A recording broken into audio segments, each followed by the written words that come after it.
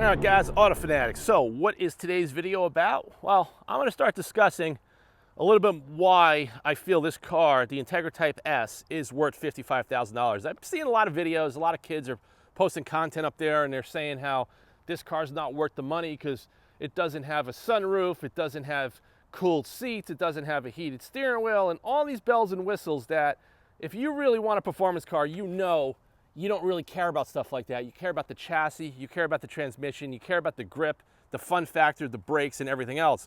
Overall, I mean, I love this car. I think it's a great looking car. I love the way it's set up right now. I mean, look at that. Absolutely incredible stance. Love it. Actually got pulled over by county cops the other day.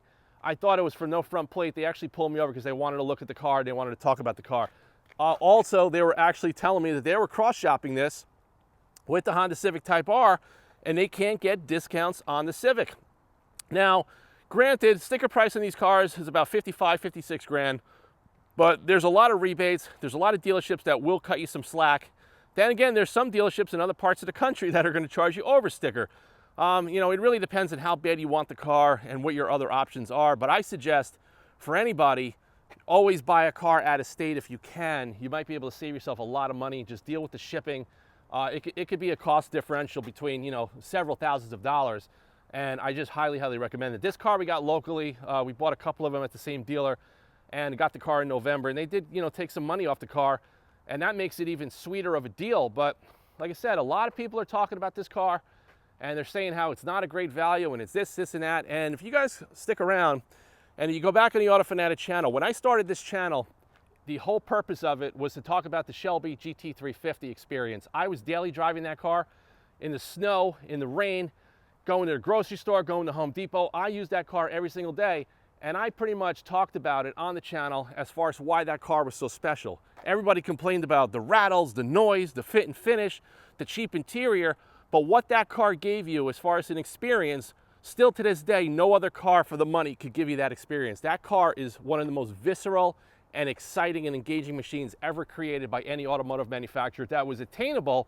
by a hardworking, regular working type guy. You didn't have to have $300,000 to get that experience. So that's what was really special about that car, and that's what I talk about. And I kind of try to share a lot of my ownership experiences and stuff that I'm working on this channel, because like I said, you guys see I have some serious cars in my stable. I work on some serious hardware every day in the shop, and I have an extensive background with performance cars for over 35 years. So if I'm telling you this car is good, I really hope people out there trust my opinion and go out there and drive one. And I think if you do, you're gonna be pretty much hooked. So let's go in the car. We're gonna take a little bit of a drive on a local back road from where we are.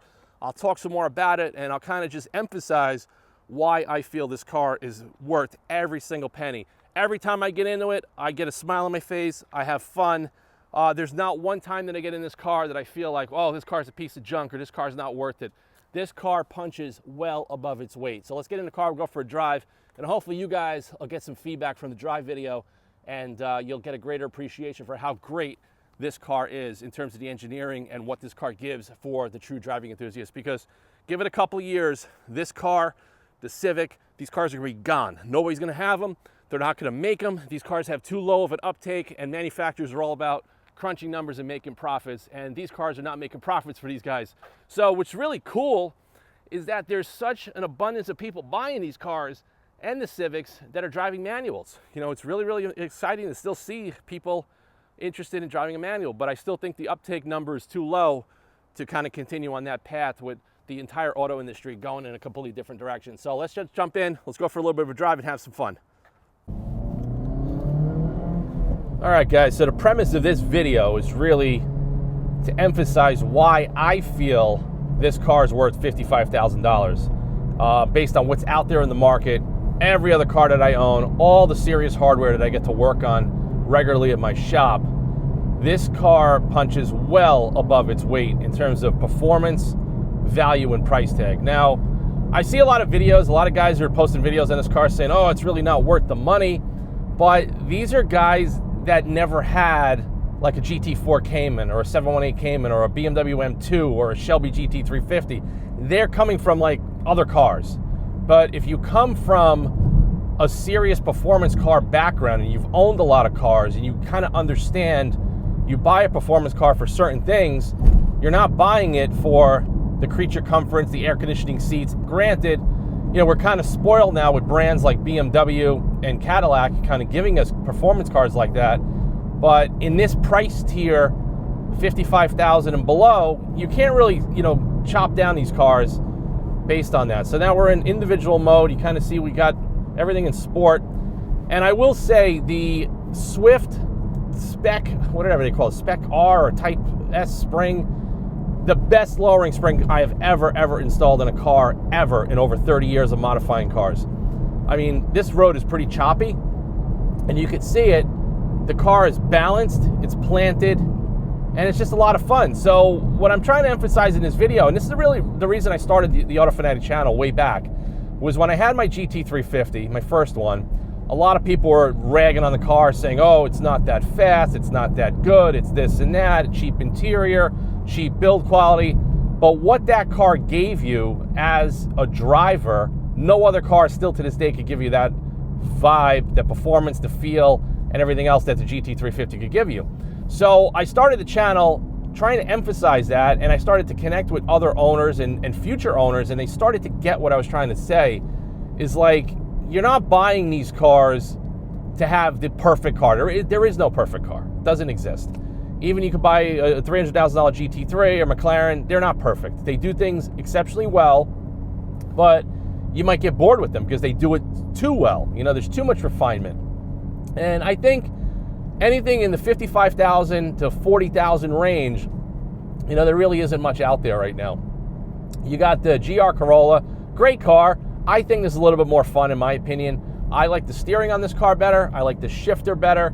I also like the size better. It's got more cargo room. And I actually think I kind of like the looks of this better, but that's all, it's all biased. The Civic Type R, same car. The problem with that car is the dealers want too much markup on an ADM. So I'm just not really willing to do that.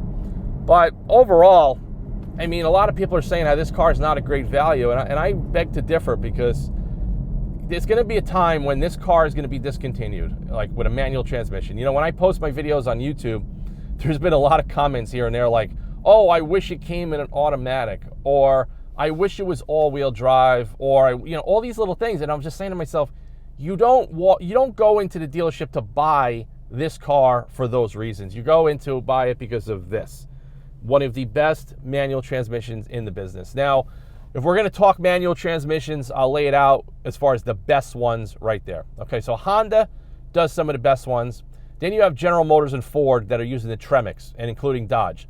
So you got like the Viper, you got the Hellcats, you got the Ford Mustang, you got the Camaro ZL1s. Those cars have exceptionally awesome transmissions. Now, when you get into the European cars, I'm not going to mention BMW as having an exceptional manual, because I personally think they suck. But if you're going to go into European car manual transmission, you're going to pretty much talk about older Ferraris with the gated shifters. Then you're talking about Porsche GT cars, GT3s, GT4s, Cayman GTSs, stuff like that. Those are going to probably give you the best connected, balanced manual gearbox in terms of like a modern car today. So when you think about what's available, there aren't many options for us, okay? So these cars have a low take-up rate in terms of, volume. And the fact that, Acura and Honda Motor Company are actually still producing them, it's almost like a treat for us enthusiasts, because I'm telling you, I would say within 4 to 5 years, a car like this is not going to be available. You're not going to be able to go into the dealership and buy a little hot hatch with a nice turbocharged engine, over 300 horsepower, a great manual, and a superb chassis. This chassis is, I cannot believe how damn good this chassis is. And, modifying cars, like, installing lowering springs, you really, there's a lot of give and take, okay? You're going to lower the car, it's going to look better. But in a lot of cars, there's always attributes that upset the dynamics. Like, some cars just don't like to be lowered. For one, my Alfa Romeo Giulia Quadrifoglio. If you lower that car too much, the whole car's chassis just gets all out of whack and it just doesn't feel right. This car seems to be originally designed to be slammed to the ground with this type of a lowering spring, because the ZF adaptive shocks and these Swift springs, it's like a match made in heaven of perfection. I cannot believe how good this suspension feels. And I'm hitting some bad roads, like you guys can see it in the camera. It's not bouncing me out of the seat. There's no squeaks and rattles. I mean, the car just feels exceptional. It really, really does. Now we're just gonna take it on a little bit of a road here. So this road, it's nothing crazy. So we got some elevations, we're going uphill, and we got some turns. But that's why this car's fun, is because it's got just enough power, it's got the right weight. Car clocks in at about 3,100 pounds, unlike, you know, comparable BMW performance cars. Like, even though they're priced so much more higher, they're pushing 4,000 pounds, okay? So you can't really knock this car for its weight, because it's got the right size, it's got the right weight, it's got good power, great transmission, and the brakes, the suspension, the grip. I mean, my car, the way it's set up, I absolutely love it. So, you know, I've owned the car for about 6 months already, and I'm constantly grabbing the keys to the Acura versus all my other cars. Now, most likely the reason is the manual. I really enjoy the manual. When I started the AutoFanatic YouTube channel, I was daily driving my Shelby GT350. Then I went to the other 350R and everything else. But I was daily driving a manual. And now that I have something that I could get in and row the gears and not worry about it, I could park it at the grocery store, I could go to Home Depot. I don't really care, because it's not fancy. It's not a $300,000 car. That's another thing that I really want to emphasize, is that the car is a good-looking car. You tune it up, you lower it, you put some wheels on it. It really makes it look far above its value. Now, some guys are paying over sticker on these cars, some guys are paying MSRP, and some guys are paying under sticker. I really think it depends where you live and where you're going to shop for the car. I would probably recommend anybody never to pay over sticker for any of these cars, or any car in general, unless you really have to have it. But I think at MSRP at 55 grand, I still think this is a great value. It just does everything that you want a performance car to do. You got the cargo in the back, you got the fold down seats, you got the hatch. I mean, I actually was a passenger in my own car in the rear seats a couple of weeks ago, and I couldn't believe how comfortable the back seat was just driving around. It wasn't bumpy, it wasn't bouncing me around, and that's just what it is. It's got a pretty good stereo, nothing great. The seats are comfortable for a daily. They're definitely not seats that you're going to want to go on the racetrack with. I don't think they have enough bolstering. But this is why I feel that this car is a value. Just get on a back road, wait for some cars to pull away, and you can just let it rip. And just, the car just hugs the road, and it's a lot of fun. So I don't think you're going to be able to get this much fun and this much driver engagement in this price category anytime soon. That's why I think these cars are an exceptional value, even at sticker price. I don't care what anybody says. Okay, it doesn't have a garage door home link, it doesn't have a trunk popper, it doesn't have air conditioning and cooled seats, but what it does have is an exceptional chassis, good grip, good power, pretty good looks. When these things are tuned up, they look really good. I mean, look at this. I mean, it puts a smile on my face every time I get in this car. I got all my stuff in the back flying around. So that's why I wanted to make this video today, is just to emphasize how good this car is and really what a great value it is, even at the $55,000 mark. Granted, you know, cars today are ridiculously overpriced. I mean, a good Mustang, like a dark horse, you're pushing 80 grand. When I grew up, a Fox body Mustang loaded was 19 grand. So things have changed, and yeah, 55,000 seems like a lot of money, but what you're getting is an absolutely exceptionally well-developed car that will put a smile on your face every day. You could use it all year round. You could throw your family in the back, your child seats, whatever you want. You can fold your seats down, use it for work. I throw rims and tires and exhaust systems. Boxes of parts are in this car every single day. And I mean, this road is choppy, and the suspension on this car is exceptional, absolutely exceptional. I cannot praise this car's suspension enough in terms of how well those lowering springs worked with this chassis. So guys, thanks for watching. Stay tuned for more content on the channel.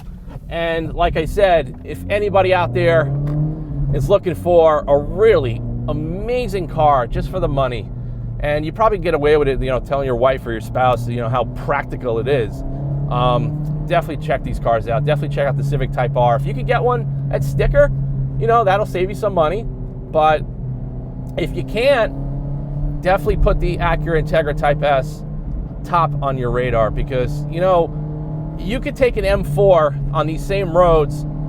Granted, it's got more horsepower.